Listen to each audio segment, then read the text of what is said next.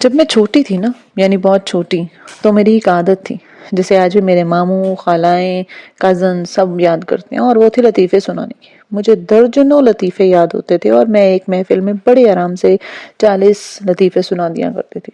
میرے لطائف عموماً طویل ہوتے تھے، حاضرین غور سے سنتے تھے، ساری نظریں مجھ پہ ہوتی تھی، اور آخر میں پنچ لائن بتانے سے پہلے وقفہ لیا کرتی تھی، پھر اپنی پنچ لائن جو ہے وہ سنایا کرتی تھی۔ سامعین کو سمجھنے میں 1 سیکنڈ یا اس سے بھی کم وقت لگتا اور پھر سب ہنسنے لگ جاتے۔ لطیفہ سنا کے کسی کو ہنسانا نا، اور اس کے ہنسنے کا انتظار کرنا، کسی بھی سٹوری ٹیلر کے لیے مزے کا کام ہوتا ہے۔ میں ہمیشہ سے سٹوری ٹیلر تھی، لیکن وقت کے ساتھ ساتھ میری کہانیاں بدلتی گئی۔ البتہ ایک لطیفہ ہے جس کو میں ہمیشہ آج بھی سنایا کرتی ہوں، اور وہ ہے سکھ اور الماری والی کہانی۔ ہے تو یہ ایک اچھا خاصا ریکس لطیفہ، لیکن یہ اس وقت کی بات ہے جب ریکزم سے آشنا نہیں تھے ہم، اور ہمارے خطے میں فیئر اینڈ لولی کو فیئر اینڈ لولی ہی کہا جاتا تھا۔ ہوا یوں کہ ایک سکھ ایک مسلمان کی دکان پہ گیا اور اس سے پوچھا کہ یہ سرمئی رنگ کی الماری کتنے میں دو گے؟ مسلمان نے اسے سر سے پیر تک دیکھا اور کہا، ہم سکھوں کو مال نہیں بیچتے۔ سکھ کو بڑا ناگوار گزرا، لیکن وہ وہاں سے چلا گیا۔ اگلے دن وہ ایک مسلمان مولوی کے روپ میں آیا اور الماری کی قیمت پوچھی۔ مسلمان نے کہا، تمہیں کل بھی تو بتایا تھا کہ ہم سکھوں کو مال نہیں بیچتے، جاؤ یہاں سے۔ سکھ بڑا حیران ہوا، اسے کیسے معلوم ہوا کہ میں وہی ہوں؟ مجھے تو اس حلیے میں کسی اور نے پہچانا ہی نہیں تھا۔ لیکن خیر، وہ چلا گیا، مگر چونکہ الماری اسے بہت پسند تھی تو وہ اسے کسی بھی قیمت پر حاصل کرنا چاہتا تھا۔ اگلے روز وہ ایک بدھسٹ کے روپ میں آیا، اس سے اگلے روز انگریز کے حلیے میں، لیکن ہر دفعہ حلیہ، مونچھوں اور آواز بدلنے کے باوجود بھی مسلمان دکاندار اسے فوراً پہچان لیتا اور چڑھ کے کہتا کہ ہم سکھوں کو مال نہیں بیچتے، جاؤ۔ آخر میں سکھ تنگ آ گیا، اس نے غصے سے نکلی داڑھی مونچھ اتار کر پھینکی اور بولا، نہیں لیتا میں یہ الماری، رکھو اپنے پاس، بس مجھے تم اتنا بتا دو کہ تم مجھے ہر دفعہ کیسے پہچان لیتے ہو؟ مجھے تو اس حلیے میں میری ماں نہیں پہچانتی۔ اس پر مسلمان دکاندار نے ایک ٹھنڈی سانس بھری اور کہا، وہ ایسے سردار جی کہ تم ہر دفعہ جس الماری کی قیمت دریافت کرتے ہو نا، وہ الماری نہیں ہے، فریج ہے۔ میں آپ کو ہنسنے کے لیے ایک لمحے کا وقت دیتی ہوں، پھر ہم چلتے ہیں اس وجہ کی طرف جس کے باعث میں آپ کو یہ کہانی سنا رہی ہوں۔ میری ایک ریڈر تھی اور اس کا نام تھا کرشمہ، بہت ذہین لڑکی تھی، اس کی عمر 16 سال کی تھی، اور جب اس نے مجھے پہلی دفعہ ای میل بھیجی، میرے لیے ہر ای میل کا جواب دینا ممکن نہیں ہوتا، لیکن کرشمہ کی ذہانت، باتوں اور حصے مزاح نے مجھے بہت متاثر کیا تھا۔ وہ مجھے خاصی دلچسپ لگی تھی، میں اکثر اس کے میسیجز یا میلز کا آنسر کر لیا کرتی تھی۔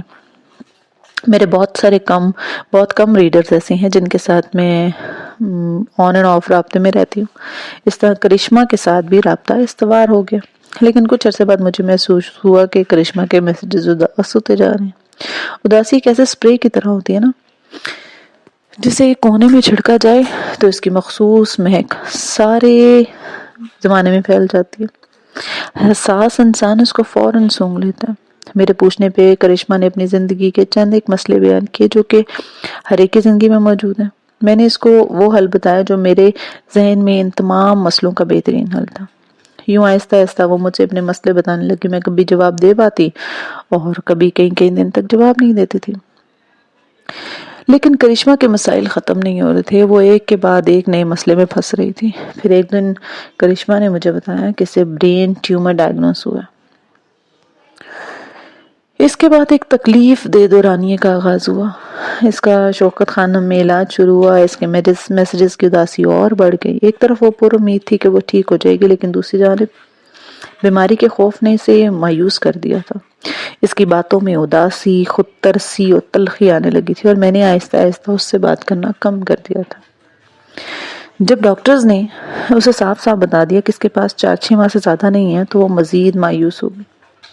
پہلی دفعہ اس نے خود اپنے ہاتھوں سے اپنی زندگی ختم کرنے کی بات کی۔ میں نے بس اسے ایک دفعہ سمجھایا کہ ایسا نہ سوچا کرے، لیکن جب ہفتے بعد اس نے شدید مایوسی کے عالم میں وہ بات دوبارہ دہرائی نا، تو میں نے اسے سمجھانا چھوڑ دیا۔ میں نے اس کی کال اٹھانا بھی ترک کر دی، میں اس کے میسیجز کا جواب دیتی کبھی نہ دیتی۔ اسے محسوس ہوا کہ میرا رویہ کچھ زیادہ روکھا ہے۔ تب وہ مزید پریشان ہو گئی. اس کو اندازہ ہوا کہ سب خودکشی کی بات کرنے کے بعد شروع ہوا. اس نے ایک دن مجھے میسج کیا کہ آئندہ وہ ایسی بات نہیں کرے گی، لیکن میرا رویہ اچھا ٹھیک ہے، اس سے زیادہ گرم جوش نہ ہوا. کرشمہ کی سمجھ میں نہ آیا کہ وہ کیا کرے. میں اس کی ایک غلط بات پہ اتنی ناراض ہو گئی. وہ بہت تکلیف بتاتی تھی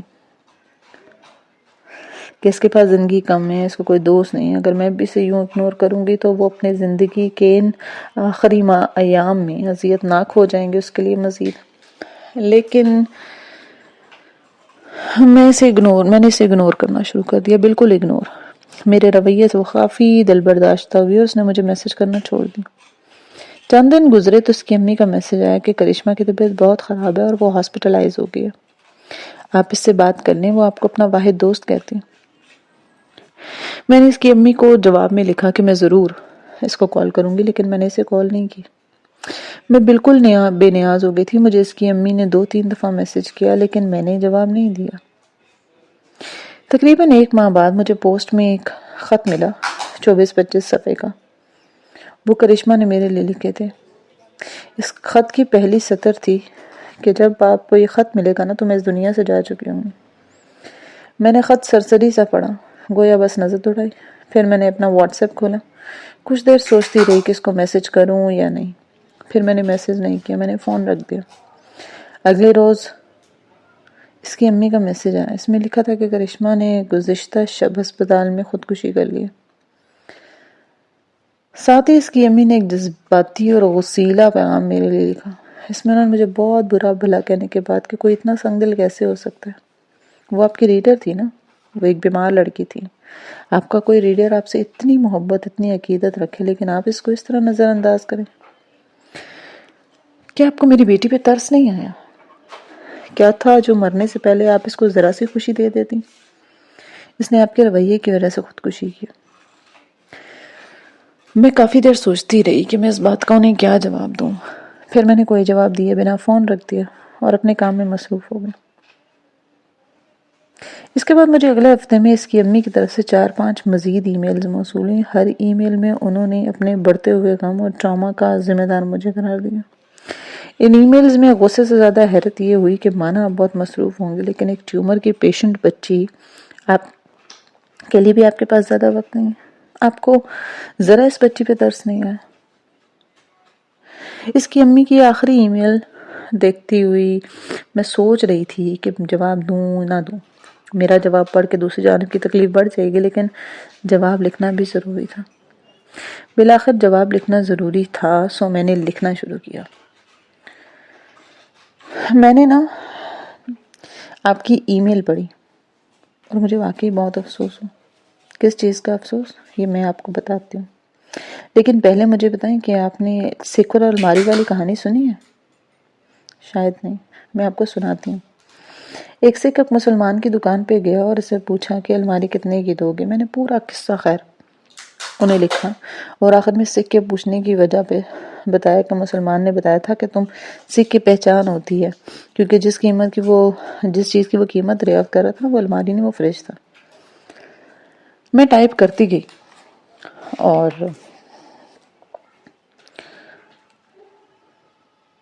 دراصل سکھ جو ہے وہ حلیہ بدل لیتا تھا لیکن اس کا مدعا ایک ہی رہتا تھا. وہ مختلف روپ دھار کے آتا لیکن ایک ہی چیز مانگتا. دکاندار کو اس کے اس بھیس سے نہیں، اس کی طلب سے پہچان ہوتی تھی. آپ کا مسئلہ یہ کہ آپ مجھ سے بار بار الماری مانگ رہی ہیں اور میرے پاس دینے کے لیے کوئی الماری نہیں ہے. میں نے ای میل بھیج دی اور میں نے اسے بلاک کر دیا تاکہ دوبارہ اس کی کوئی ای میل مجھے ڈسٹرب نہ کرے. لیکن میں آپ کو یہ کہانی سنا رہی ہوں، شاید آپ سمجھ گئے ہوں گے، شاید نہ سمجھے ہوں.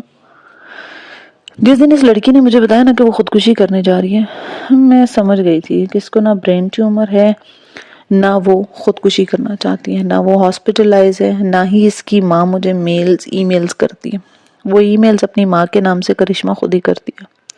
کرشمہ نے بعد میں بھی کوئی خودکشی نہیں کی، وہ زندہ تھی. ایک تو میں اس کا رائٹنگ سٹائل پہچانتی تھی. الفاظ ہم لکھاریوں کا ہوم گراؤنڈ ہوتے ہیں، اس لیے ان کے ذریعے ہمارے جذبات سے نہیں کھیلنا چاہیے. مجھے لوگوں کی آوازیں بھول سکتی ہیں، شکلیں محو ہو سکتی ہے، لیکن ہر شخص کا ٹیکسٹ ٹائپ کرنے کا ایک منفرد انداز ہوتا ہے۔ کرشمہ اور اس کی ماں کا انداز خاصا ایک جیسا تھا۔ وہ جتنے نئے نام لے کر مجھے ای میلز کرتی، میں اسے اس کے مدعے سے پہچان لیتی، کیونکہ ہر بات کا اشارہ ایک ہی طرف تھا، مجھے توجہ دو، مجھے توجہ چاہیے۔ اس کے سارے مسائل جو مجھے سنایا کرتی تھی من گھڑت تھے۔ مجھے چند دن بعد سمجھ آنے شروع ہو گیا تھا کہ اس کی بیماری اور تکلیف کی کہانی بھی جو ہے وہ من گھڑت ہے۔ وہ ہر ای میل میں مجھ سے الماری مانگتی تھی۔ اگر آپ یہ سوچ رہے نا کہ میں اتنی عقل مند تھی کہ مجھے فریب کے پہلے ہی دن سمجھ آتی ہے کہ سامنے بولنے والا جو انسان ہے وہ مجھے دھوکہ دے رہا ہے، تو آپ غلط ہیں۔ میں اتنی عقل مند نہیں ہوں، لیکن میرے ساتھ ایسا ہو چکا ہے۔ کئی دفعہ بہت سارے ایسے ریڈرز یعنی فین جو ہوتے ہیں میرے سیلیبریٹی سائٹ سے متاثر ہو کے ایسے کام کرتے ہیں۔ آہستہ آہستہ مجھے ان کی پہچان ہونے لگی، اور جب کرشمہ والا واقعہ ہوا تو مجھے شروع میں ہی سمجھ آ گیا تھا۔ ماضی کی غلطیوں سے میں نے یہ سیکھا تھا کہ نیڈی اور کلنگی رویے جیسے ہی پہچان ہو جائے سے فوراً دور بھاگ جانا چاہیے۔ مجھے معلوم تھا کہ کرشمہ زندہ تھی، کرشمہ ٹھیک تھی۔ وہ یہ کہانیاں صرف میری توجہ حاصل کرنے کے لیے گھڑا کرتی تھی۔ میں جواب میں سے کچھ سخت نہیں کہنا چاہتی تھی، اس لیے میں اسے اگنور کرتی۔ یہ بھی میری غلطی تھی، کیونکہ سائلنٹ ٹریٹمنٹ بھی نقصان دہ ہوتا ہے نا آپ دونوں کے لیے۔ کسی کو چپ کی مار نہیں مارنی چاہیے، ہمیشہ گفتگو کر کے تعلق ختم کرنا چاہیے۔ اس واقعے کے کچھ عرصے بعد کرشمہ کو اپنی غلطی کا احساس ہوا۔ اس نے مجھے اپنے نام سے ای میل کی اور کہا کہ وہ زندہ ہے۔ اس نے اپنی من گھڑت اور جھوٹی کہانیوں کے لیے معافی مانگی۔ میں نے اسے ایک مہذب گفتگو کی اور میں نے اسے معاف بھی کر دیا، لیکن میں دوبارہ اس لڑکی سے کوئی رابطہ نہیں رکھ سکی۔ وہ آج بھی میری یادداشت میں ایک اچھا انسان تھی، مجھے اس سے کوئی شکوہ نہیں تھا، مگر میں اس کے لیے کچھ نہیں کر سکتی تھی۔ یہ معلوم ہو جانے کے بعد کہ وہ ہر روز مجھے کسی نئے فرضی مسئلے کی کہانی سناتی ہے تاکہ میری توجہ حاصل کر سکے، میں نے ایک عرصے تک اس کی کاؤنسلنگ کی کوشش کی،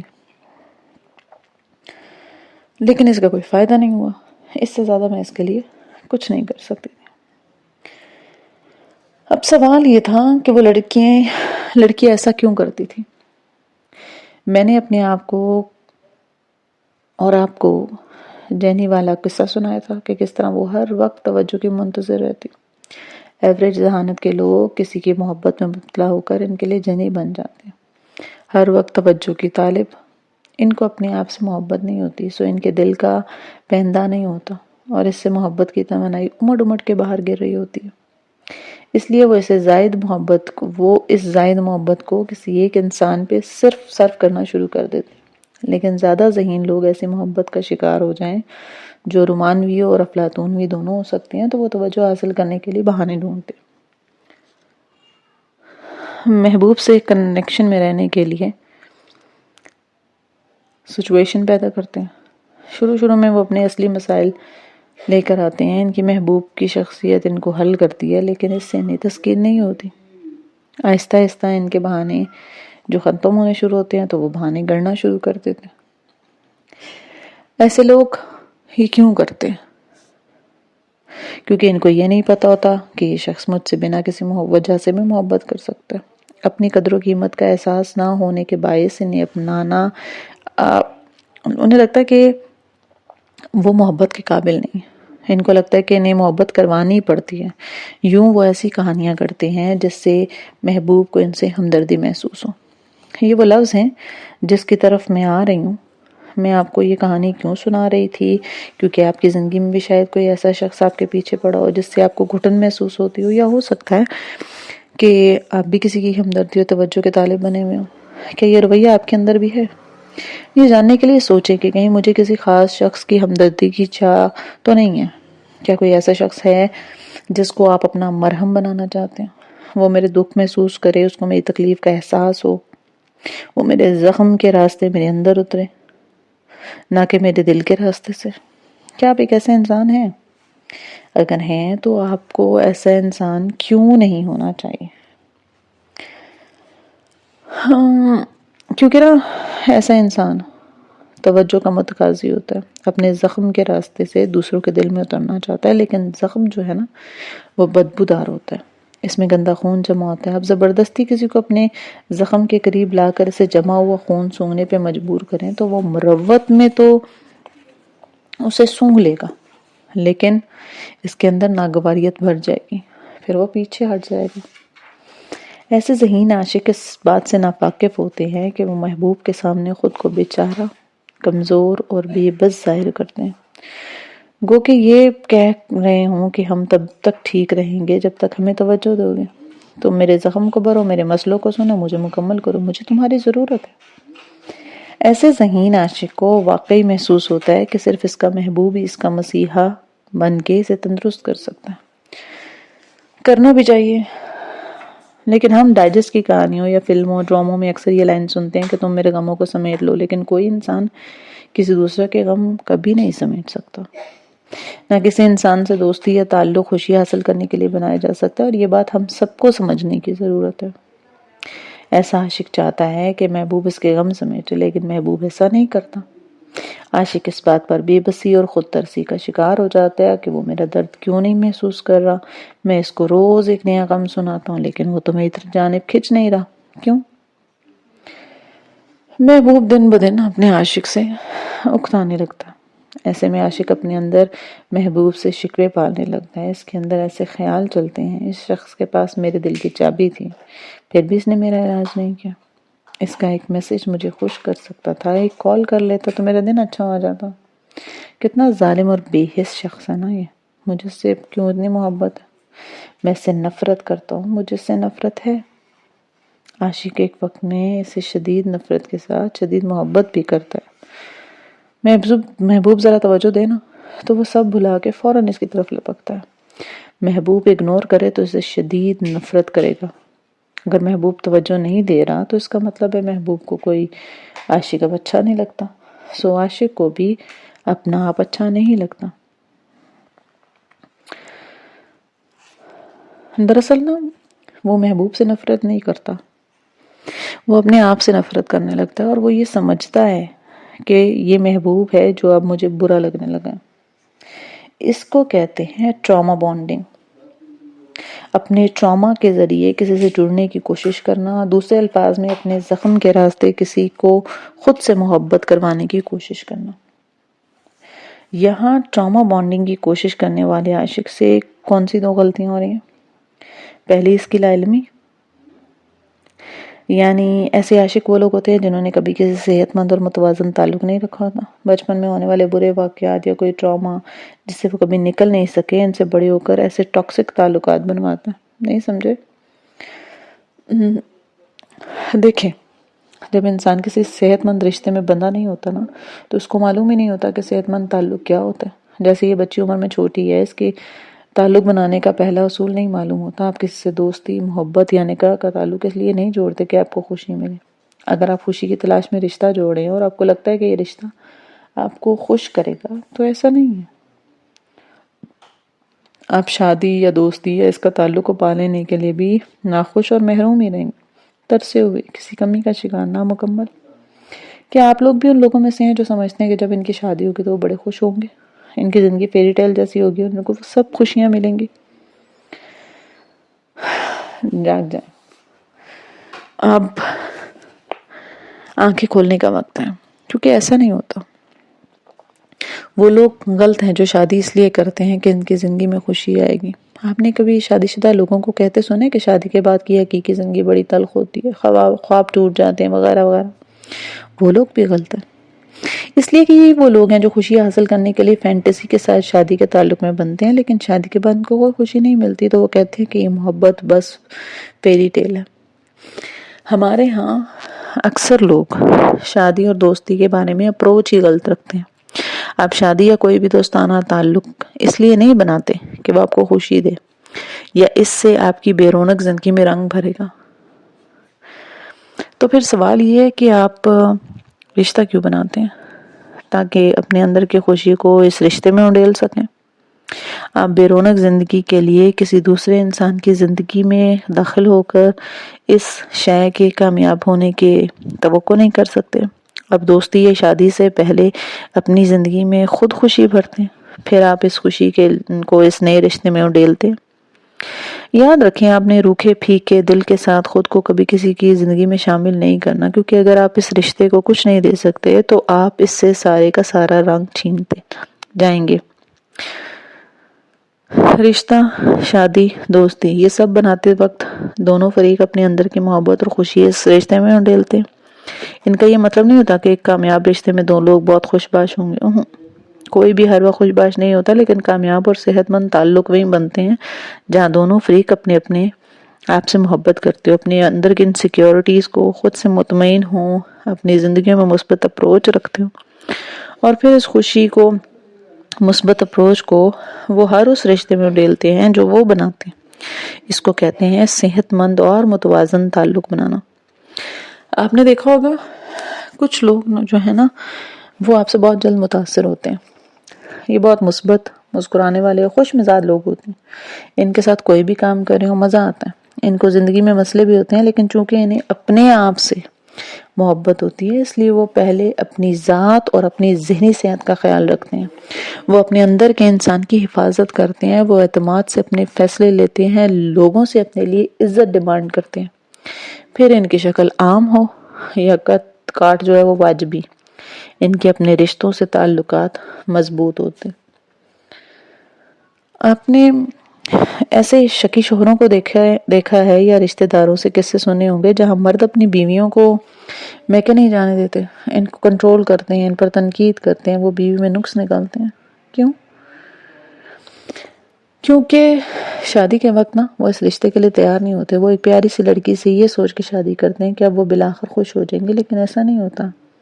شادی ان کو خوش نہیں کرتی اور اس کا قصور بیچاری لڑکی پہ ڈال دیتے ہیں کہ اسی میں مسئلہ ہے، اس کا قد، اس کا رنگ، بچے نہ ہونا، اس کے میکے والے، یہ سب اس کو ناخوش کرتے ہیں، اور وہ ہر روز کوئی نہ کوئی بہانہ گھڑ لیتے ہیں یہ ثابت کرنے کے لیے کہ ان کی ناخوشی کی وجہ وہی عورت ہے۔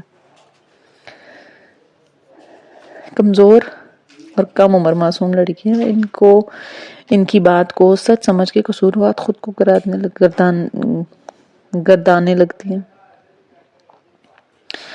جبکہ ایسا نہیں ہوتا، کیونکہ وہ شوہر شادی سے پہلے ایک بے رنگ دل کے لیے پھر رہا تھا، وہ دوسرے انسانوں میں اپنی خوشی تلاش کر رہا تھا، وہ کبھی اپنی ذات سے ملا ہی نہیں تھا، اس کو معلوم ہی نہیں تھا کہ اسے خوشی کیا شے دے سکتی ہے۔ ذات شناسی اس لیے ضروری ہے کہ آپ اپنی کمی کا ذمہ دار کسی دوسرے کو نہ ٹھہرائیں، آپ کے پاس آپ کی اپنی خوشی کا کوئی ذریعہ ہونا چاہیے، اس کا منبع آپ کی اپنی ذات میں کہیں چھپائیں۔ تعلق اس لیے نہیں بنایا جاتا کہ یہ ہمیں خوش کرے گا، تعلق نے آپ کو نہیں بنانا، آپ نے تعلق کو بنانا ہے۔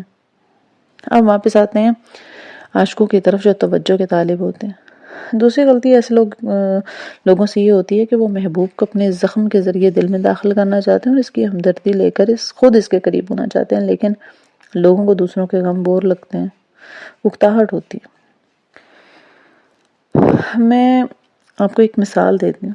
میری ایک کزن ہے، اس کی شادی لیٹ 20s میں ہوئی، اس کی چند ماہ بعد ہی ڈیورس ہو گئی۔ وہ ایک کریئر وومن تھی، اس نے کام چھوڑا، اس نے کسی کو بیٹھ کے اپنے طلاق کے قصے نہیں سنائے، میں نے کبھی اس کی اتری صورت نہیں دیکھی۔ وہ آج بھی ساری دنیا میں ٹریول کرتی ہے، اپنی جاب میں نت نئے ایڈونچرز کرتی ہے، فیملی کی ساری برتھ ڈیز ارینج کرتی ہے، اپنے بھانجے بھانجیوں کے مسئلے حل کرنے سے لے کر خاندان کے بہت سے معاملات نمٹاتی ہے، مختلف فورسز میں جاتی ہے، کھاتی ہے، خوش نظر آتی ہے۔ اندر اس کے بھی بہت سارے مسئلے ہوں گے، 1000 مسئلے ہوں گے، لیکن وہ اتنی اسٹرانگ ہے کہ کبھی وہ اپنی اوپر نا خود ترسی کا لباس نہیں اوڑھتی۔ غموں کی داستان سنانے کے لیے ہمیشہ کمزور انسان نظر آتے ہیں، مضبوط لوگ ایسے نہیں ہوتے، وہ اپنی کمزوریوں اور اپنی اچھائیوں کے ذریعے دوسروں کے دل میں اترنا جانتے ہیں۔ آپ کا رویہ اپنے محبوب لوگوں کے ساتھ کیسا ہے؟ کیا آپ کا دل چاہتا ہے کہ آپ نت نئے لوگوں سے ملیں، ان کے سامنے اپنا دل کھولیں؟ آپ چاہتے ہیں کہ وہ جانیں کہ آپ کتنی تکلیف سے گزرے اور وہ آپ سے متاثر ہوئے، واہ یار تم نے کتنا کچھ سہا ہے پھر بھی تم اتنی مضبوط ہو، واہ۔ لیکن ایسا نہیں ہے، کوئی ایک دفعہ سنے گا آپ کا غم، دوسری دفعہ سنے گا، پھر نہیں سنے گا۔ ہم دکھوں کا اشتہار بن جاتے ہیں اور کوئی ہمارا دم لگانے نہیں آتا۔ شاید آپ کہیں نہیں، آپ غلط کہہ رہی ہیں، ہمارے دکھ لوگ سنتے ہیں، اچھے مشورے دیتے ہیں اور ہم سے اکتاتے بھی نہیں. کیا واقعی؟ مانا کہ آپ نے جس کو بھی اپنے غم سنے اس نے تسلی سے سن لی، لیکن کیوں؟ ایسا کیوں ہے؟ آپ کو ہر چند دن بعد ایک نئے سامع کی ضرورت پڑتی ہے؟ ایک دو قریبی دوستوں کو غم بتانے کے بعد آپ کا غم کم کیوں نہیں ہوتا؟ آپ کو تسلی کیوں نہیں ہوتی؟ انسان ٹراما کے ذریعے کسی سے بانڈنگ کی خواہش کب رکھتا ہے؟ جب اس کے پاس دوستوں کی کمی ہو، اس کو محبت چاہیے ہو. وہ سمجھتے کہ اپنا دکھی دل لوگوں کو دکھانے سے اس کے قریب ہو جائیں گے. وہ سب لوگوں کی توجہ کے لیے کرتا ہے. میں بیمار ہوں، میں دکھی ہوں، تم مجھے صحت مند بناؤ، تم میری دوا بن جاؤ. یہ ٹراما بانڈنگ ہے اور یہ سب ناپسندیدہ رویے ہیں. اگر یہ رویہ آپ کے اندر ہے تو ایک بات جان لیں کہ آپ کے اس رویے سے کبھی کسی کو اٹریکٹ نہیں کر سکتے. آپ یہ بات آج ذہن میں ڈالیں کہ اگر ٹراما بانڈنگ کام کرتی تو صرف ان لوگوں کے لیے جہاں دوسرا فریق بھی ذہنی مریض ہوتا ہے وہاں ہوتا ہے.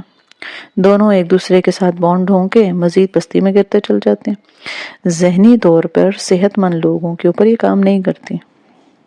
لوگ ایسے شخص کو ناپسند کرتے ہیں جس کی زبان ہر وقت دکھوں کی داستان سنائے، اور ذہنی طور پہ صحت مند انسان فوراً ایسے انسان کو سونگ لیتا ہے جو ٹراما کے ذریعے اس کے اوپر انحصار کرنے کی خواہش کرتے ہیں. میرے کئی ریڈرز مجھے میسیجز کرتے ہیں، میلز کرتے ہیں، میں بہت سو کو جواب دیتی ہوں، لیکن جہاں مجھے لگتا ہے کہ میرے پاس کوئی ریڈر مجھ سے آبسیسڈ ہے، کچھ زیادہ ہی میسیجز کر رہے ہیں، ایسے جیسے اس کو میں نے جواب نہ دیا تو اس کا دن برا گزرے گا، میں اس ریڈر کو فوراً جواب دینا ترک کر دیتی ہوں. شاید آپ لوگوں کو لگے کہ میرا یہ رسپانس، میرا یہ رویہ سخت ہے، لیکن میں ان لڑکیوں کو مضبوط دیکھنا چاہتی ہوں. میں کبھی نہیں چاہوں گی کہ وہ میرے میسج کا انتظار کرنے میں وقت ضائع کریں. میں اس رویے کی حوصلہ شکنی کرتی ہوں. یا وہ ریڈرز مراد نہیں ہے جن کو رائٹر ایک میسج کرے تو ان کا سارا دن اچھا گزرتا ہے. یہ تو ایک نیچرل سا رویہ ہے نا. میرے فیوریٹ ایکٹرز یا سیلیبریٹیز آج بھی اگر میرے کسی کامنٹ کو لائک کریں تو میرا دل خوشی سے پھولے نہیں سماتا، سارا دن بہترین جاتا ہے. یہ بالکل مختلف فن ہے. یہ فن گرلنگ ہے، مگر یہ ٹاکسک تب بنے گا جب میں کریزی طریقے سے کسی سیلیبریٹی کو میسج کروں، بار بار اس کو لکھوں کہ وہ مجھ سے دوستی کرے، میں اسے دوستی کرنے کی خواب دیکھوں اور اس کے قریب ہوتی جاؤں، وہ میری زندگی کی کہانی سنے، اسے میرے بارے میں علم ہو، میں اس کی چیزیں، میں اس چیز کی کوشش بھی کرنے لگ جاؤں. نہیں بھائی، مجھے کیا ضرورت ہے اس سے قریب ہونے کی؟ کامنٹ لائک کر دیں، آٹوگراف یا سیلفی مل جائے، بات کا جواب دے دے، بس بہت ہے. وہ اپنی زندگی میں خوش، میں اپنی زندگی میں. میری خوشی اس بات پر تھوڑی منحصر ہے. میری ایک ریڈر ایسی ہیں جو ٹین ایج میں مجھے بہت obsession کے ساتھ میسج کرتی تھی. میں اس سے زیادہ بات نہیں کرتی تھی. اس نے ایک دفعہ پوچھا تو میں نے کہا کہ میں نہیں چاہتی کہ تم اپنی خوشی ڈھونڈنے کے لیے مجھے اپنی بیساکھی بناؤ. میں کسی کی بیساکھی نہیں بننے چاہتی. وہ لڑکی اس بات کو سمجھ گئی، وہ اس فیس سے باہر آ گئی. میں نے اس لڑکی کو واقعتاً گرو ہوتے دیکھا. وہ اپنا ہیرو خود بن گئی. آج وہ ایک کامیاب کریئر وومن ہے اور اب اس کے ساتھ میری بہت اچھی دوستی ہے، کیونکہ جب میں نے اسے ایک آزاد خود انحصار انسان بنتے دیکھا تو مجھے اس بات سے بات کرنا، اسے دوستی کرنا اچھا لگنے لگا. ہمارا تعلق بیلنس ہو گیا. لیکن کئی برس پہلے اگر میں ہر وقت اس کو توجہ دیتی، اس کو فکس کرنے کی کوشش کرتی تو یہ چیز اس کو مزید میرے اوپر انحصار کرنا سکھاتی اور یہ ہم دونوں کے لیے نقصان دہ ہوتی. یوں وہ کبھی آزاد نہیں ہو سکتی تھی. آپ کسی کو نصیحت کر سکتے ہیں نا، راستہ دکھا سکتے ہیں، لیکن آپ اس کو اس ٹراما سے تو نہیں نکال سکتے نا، سوائے اس کے کہ آپ ایک سائیکالوجسٹ ہوں. آپ نے کسی کا سائیکالوجسٹ بننا بھی نہیں ہے. آپ نے کسی دوسرے کے انسان کو بدلنے کی کوشش نہیں کرنی. تو اب آتے ہیں ایک سوال پہ، ایک اہم سوال پہ کہ اگر آپ کو یہ مرض لاحق ہے تو اس سے کیسے نکلا جائے. آپ اپنے نا ماضی میں جھانکیں. آج کل آپ کسی کی ایسی محبت یا بانڈنگ میں مبتلا ہیں تو میں یقین سے کہہ سکتی ہوں کہ ایسا پہلی دفعہ نہیں ہوا. اس سے پہلے بھی ایسے بہت سارے تعلقات بن چکے ہوں گے اور یہ آپ کا پیٹرن آف بیہیویئر بن چکا ہے. پیٹرن آف بیہیویئر کسی ایسے عمل کو کہا جاتا ہے جو بار بار آپ کو اس سچویشن میں گرفتار کرنے کے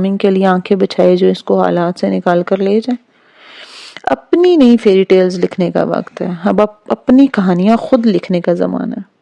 آپ میں اتنی سیلف ریسپیکٹ ہونی چاہیے, اتنا وقار ہونا چاہیے کہ کسی پہ خود ترسی پہ ترس نہ کھائیں. اپنے ساتھ پیش آئے برے واقعات اپنے اندر جذب کر لیں. میں یہ نہیں کہتی کہ چھپا لینا ہے یا ان پر شرمندہ ہونا ہے. اگر آپ ڈائیورس آپ کو ہوئی ہے اور کوئی وجہ پوچھے تو اتنا کہہ دیں کہ بعض اوقات دو انسان ایک ساتھ نہیں چل سکتے. پوری کہانی سنانے کی ضرورت نہیں ہے کہ شوہر نے ظلم کیا یا شوہر نے دوسری عورت کے پیچھے چھوڑ دیا. آج کل جاب نہیں کر رہے تو بس اتنا کہہ دیں کہ کچھ پلان کر رہی ہوں, جلد بتاؤں گی. مایوسی کی کہانی سنانے کی ضرورت نہیں ہے کہ پچھلی جاب کیوں چھوٹی. ایک سطر کے سوال کے لیے ایک سطر کا جواب کافی ہوتا ہے.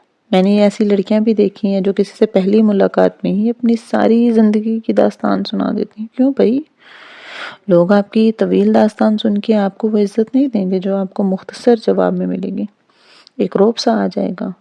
اس شخص کو اپنی پرائیویسی کا خیال ہے، اس نے اپنی حدود خود متعین کی ہیں اور مجھے اتنی جسارت نہیں کرنی چاہیے کہ میں اس سے دوبارہ ایسے سوال کروں. میں اس بارے میں بات نہیں کرنا چاہتی کہہ کے رخ موڑ لینا کتنا مشکل ہے نا، لیکن یہی کلیہ ٹراما بانڈنگ کی خواہش کرنے والے کو معلوم نہیں ہوتا. وہ غم سنا سنا کے لوگوں کی توجہ حاصل کرنا چاہتا ہے، حالانکہ یہ انسان کا ایک باوقار مسٹری ہونا جو اسے عزت دیتا ہے، لوگوں کو اس کی طرف متوجہ کرتا ہے، اسے پرکشش بنواتا ہے.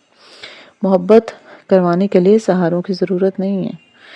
آپ کو آپ کی وجہ سے توجہ نہیں دے سکتے، آپ کو اس کی توجہ نہیں مانگنی چاہیے. لوگ ٹراما بانڈنگ سے اس لیے جڑنا چاہتے ہیں کیونکہ انہیں خود پر یقین نہیں ہوتا ہے. ان کی اپنی نظروں میں اپنی ذات کی قدر بہت کم ہوتی ہے. انہیں لگتا ہے کہ وہ اپنی شخصیت سے کسی دوسرے کو ٹریک نہیں کر سکتے، اس لیے ان کو سہارا دینا پڑتا ہے جھوٹ کا، اپنی محرومیوں کا. شاید وہ اس طرح کسی کی توجہ گھیر لیں.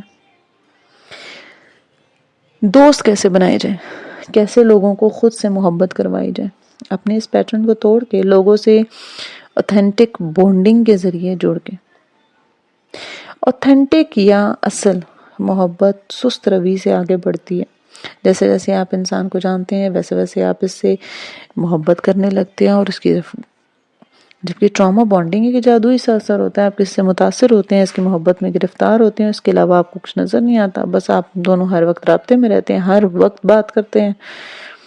وہ شخص گلوکوز کی بوتل بن جاتا ہے جسے قطرہ قطرہ رس کر آپ کے اندر ٹپکتا ہے. یہاں خوراک رکی، یہاں آپ کے جلے پیر کی بلی کی طرح ادھر ادھر اس طرح آپ میں چکر کاٹنے شروع ہوئے. ٹراما بانڈنگ میں جدائی بے قرار کرتی ہے. محبوب کا دور جانا بے چین کرتا ہے. یہ نارمل نہیں ہے. اصل محبت آپ کو آزاد کرتی ہے، آپ کو دوست یا محبوب کی کمپنی خوش کرتی ہے، اور اس کے دور جانے پہ بھلے آپ اداس ہوں، بھلے اسے مس کریں، لیکن آپ کی اپنی بھی تو کوئی زندگی ہے نا. اصل محبت توازن کے ساتھ ہوتی ہے. وہ میسج کا جواب نہ دے تو آپ سمجھ جاتے ہیں کہ وہ مصروف ہے، اس کی بھی زندگی ہے نا جیسے آپ کی زندگی ہے. ٹراما بانڈنگ میں آپ محبوب کے ساتھ خود کو خوش محسوس کرتے ہیں. اصل محبت میں آپ محبوب کے ساتھ خود کو سیکیور محسوس کرتے ہیں. لوگوں سے اوتھینٹک طریقے سے بانڈ ہونے کا طریقہ وہی پرانا ہے جس کے ذریعے ہر عظیم محبت جنم لیتی ہے، پروان چڑھتی ہے، اور وہ اپنے محبوب کو اپنے اندر کے انسان سے ملوانا، اصل انسان سے ملوانا. کسی کو آپ سے محبت تب ہوگی جب وہ آپ کے اندر کے اصل انسان کو جانے گا. یعنی آپ کو کیا پسند ہے، کیا ناپسند ہے، آپ کے شوق کیا ہیں، آپ کی ویلیوز کیا ہیں. کیا آپ لوگوں سے مہربانی کا رویہ رکھتے ہیں، دوسروں کی مدد کرتے ہیں، آپ کی حصے مزاح کیسی ہے، آپ ایک فن پرسن ہیں یا بورنگ. آپ لوگوں کو اپنے رویے، باتوں اور اخلاق سے کمفرٹیبل محسوس کرواتے ہیں یا نہیں. کیا آپ لوگوں کو کچھ نیا سکھاتے ہیں. کیا لوگ آپ کے پاس سے خوشی سے اٹھتے ہیں یا بھاری دل کے ساتھ. آپ کے بارے میں یہ باتیں جان لینے کے بعد کوئی شخص آپ سے دور چلا جائے گا یا آپ کے قریب آ جاتا ہے تو یہ اس چیز پر منحصر ہے کہ وہ خود کس چیز کی قدر کرتا ہے. اگر آپ مہربان انسان ہیں اور وہ خود غرض ہے اور مفاد پرست ہے تو وہ آپ کے بے وقوف گردان کے دور ہو جائے گا. وہ آپ کے قابل ہی نہیں تھا. یاد رکھیں آپ اپنے جیسے لوگوں کو اٹریکٹ کرتے ہیں، اس لیے جب آپ خود مثبت بنتے ہیں تو آپ کو مثبت لوگ ہی اٹریکٹ کرتے ہیں. منفی لوگوں کو جلد پہچان کے ان سے دور ہٹ جائیں گے. کہنے کا مقصد یہ ہے کہ یہ باتیں یعنی آپ کی شخصیت کیسی ہے، وہ چیز جسے لوگ جان کے آپ سے محبت کریں گے. آپ نے اپنے غموں کی داستان ان کو خود سے قریب نہیں کرنا. کھلی کتاب بن کے لوگوں کے سامنے نہیں گھومنا. آپ نے لوگوں کو اپنی ذات خود دریافت کرنے دینا ہے. آپ نے لوگوں کو اپنا تعاقب کرنے دینا ہے. لوگوں کو اتنا موقع دیں، اتنا وقت دیں کہ وہ آپ کے جستجو کے سفر پہ نکلیں. وہ آپ کو تلاش کرے اور پرت در پرت آپ کے اندر کے انسان کو کھوجے. اگر آپ کے اندر کا انسان مثبت اور اچھا ہے، اپنے آپ سے محبت کرنے والا ہے، تو لوگ خود بخود آپ سے محبت کریں گے. کہنے کو یہ کتابی باتیں لگتی ہیں، لیکن جب تک آپ خود سے تعلق نہیں قائم کریں گے، دوسروں سے خود کو جوڑنا میری بے وقوفی ہے۔ اور خود سے تعلق کیسے قائم کرنا ہے؟ اسی اوتھینٹک بانڈ سے، جس سے بعد میں آپ نے دوسروں سے جوڑنا ہے، یعنی اپنے اندر کے انسان سے مل کے، اپنے آپ کو جان کے۔ کیا کوئی شخص اس وقت آپ کے ساتھ ٹراما کے ذریعے جڑنا چاہتا ہے؟ میں اسکول کالجز کی لڑکیوں کو اکثر دیکھتی ہوں نا، وہ کسی لڑکی کو پسند نہ کرنے کے باوجود کہتے ہیں کہ یہ بیچاری مجھ سے بہت پسند کرتی ہے۔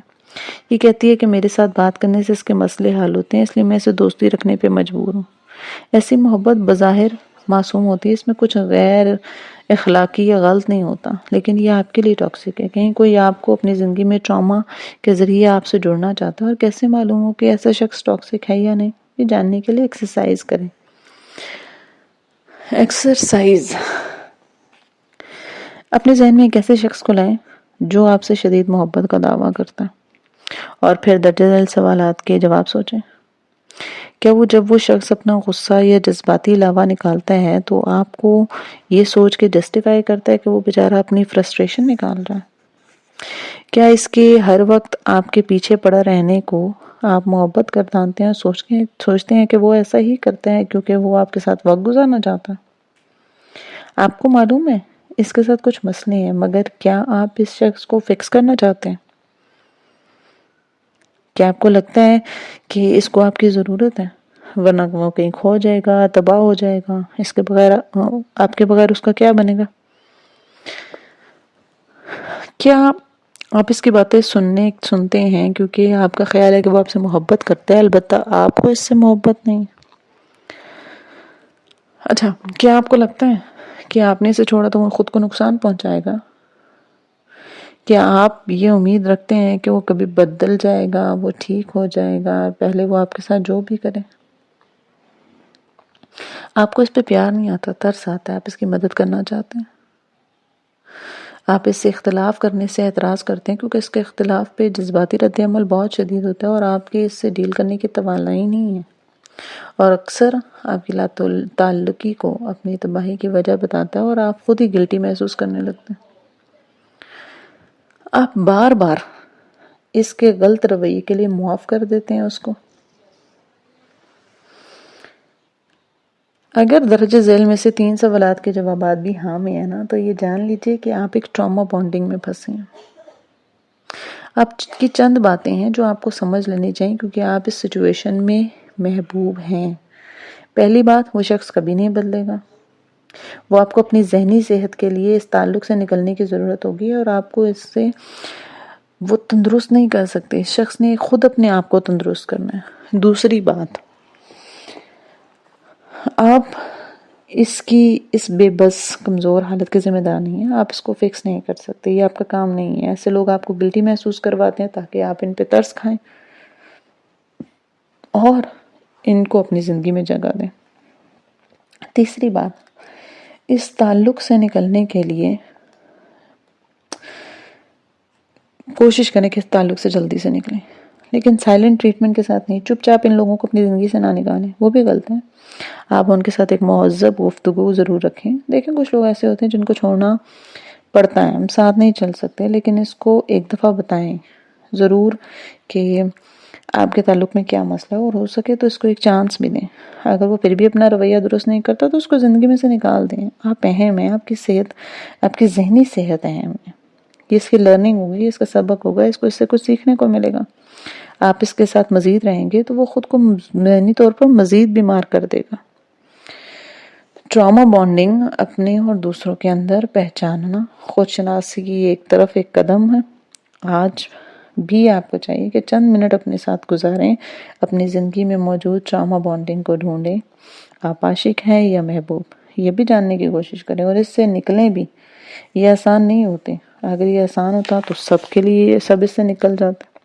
سارے لوگ کینسر کے علاج سے نہیں بچ جاتے، سارے لوگ کینسر سے مر بھی نہیں جاتے۔ بچتا وہی ہے جس کا مرض وقت پہ معلوم ہو جائے اور وہ اپنا علاج جان لگا کے کرے۔ اس کو اچھا معالج ملے، اللہ تعالیٰ اس کی ہر کام میں مدد کرے، سو اپنا علاج کریں. اور اگر کسی اور کو یہ مرض ہے تو خود کو اس سے دور کریں. یہ مرض آپ کے اندر ہے تو کینسر ہے، اس کے اندر ہے تو چھوت ہے. اپنے آپ کو بچانے کے لیے اس کو دور کرنا ہی بہتر ہے، کیونکہ آپ کسی کے ڈاکٹر نہیں ہیں. آپ کو صرف اپنی روح کا علاج کرنا ہے. یہ دنیا ایک قید خانہ ہے، یہاں سب اپنا اپنا وقت کاٹنے آئے ہیں. آپ نے بھی صرف اپنا وقت کاٹنا ہے، کسی دوسرے کا نہیں. ملتے ہیں نیکسٹ ایپیسوڈ میں. تب تک اپنا خیال رکھیے اور اپنے کامنٹس کے ذریعے ہمیں ضرور بتائیں کہ آپ کو ہماری سٹوریز کیسی لگ رہی ہیں. اللہ حافظ.